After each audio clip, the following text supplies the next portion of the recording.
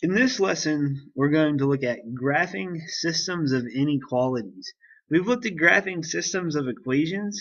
Inequalities are going to essentially be the same idea, only now we're only shading certain parts of that graph. Before, everything in our system of equations lied on those two lines. The solution was at a certain point.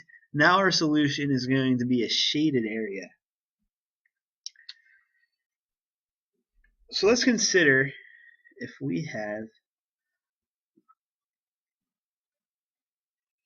two inequalities of y is less than 2x plus 1, and in blue we'll put y is greater than or equal to negative x plus 3. So we're saying our y values, or our vertical values, are either lying below or lying above what you should recognize to be a linear equation.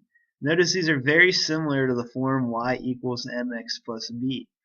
So we can actually form boundary lines using that idea of y equals mx plus b. So for this red line, we know that b is 1, so we have a y-intercept here. We also know we have a slope of positive 2, so we're going to go up 2 on my graph and over 1. And we're going to have a dashed line through that. The reason my boundary line here is going to be dashed is because it's not included in the inequality. Notice for the blue equation I have less than or equal to. I don't have that for the red, I just have less than. Sorry, for the blue equation I have greater than. So for that blue equation I have a y-intercept at 3, and I have a slope of negative 1. So I'm going to go down 1 and over 1. But this time I'm going to have a solid line through that, because this time it's greater than or equal to, so it can also be included. So I have my two lines graphed. Now I just need to shade where these are true. So notice on the red line, we know that y is less than that, so we're going to shade below that line.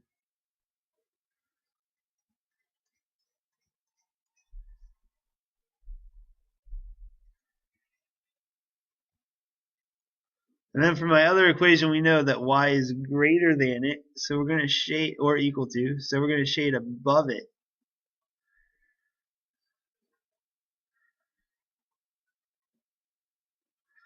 And notice this area where both things are shaded, right here. That's where my solution is going to lie.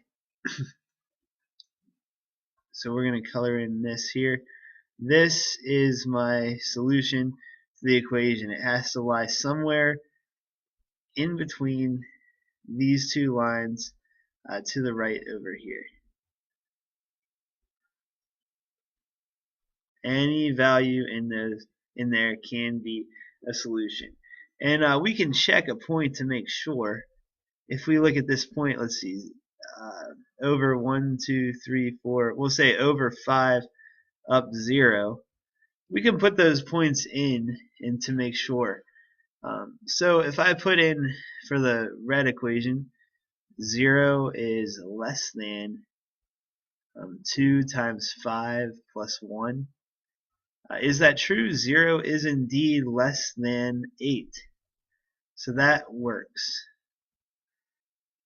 Let's look at the other equation. We have 0 is greater than or equal to negative 5 plus 3. Is 0 greater than or equal to negative 2? Yes. Both of those work out, so we shaded the correct region. Alright, so let's look at another case. We have these two inequalities. 2x plus y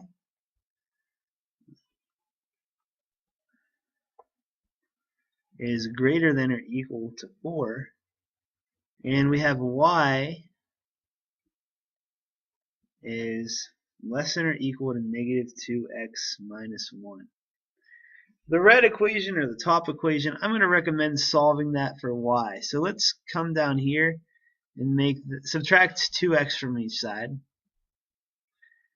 And let's make that y is greater than or equal to negative 2x plus 4.